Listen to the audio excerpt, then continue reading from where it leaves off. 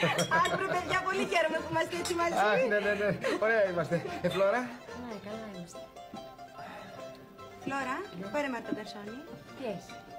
Όχι, εννοεί να το πάρουμε μάτι να του κάνουμε νόημα. Εμένα, με συγχωρείτε μισό λεπτό. Κορίνα, θέλω να σου ζητήσω μια χάρη.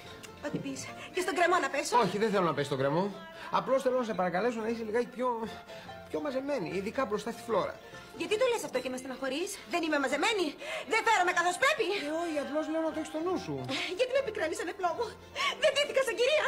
Σε παρακαλώ, μια κουβέντα είπα. Ξέρεις τι θα μπορούσα εγώ να φορέσω? Που έχω ένα ωραιότατο εξόπλωτο, ανοιχτό μέχρι κάτω. Ο μισός λουτός απ' έξω. Και δεν το έβαλα για χάρη σου. Δεν είδες πόσο προσεκτικά είμαι ντυμένη?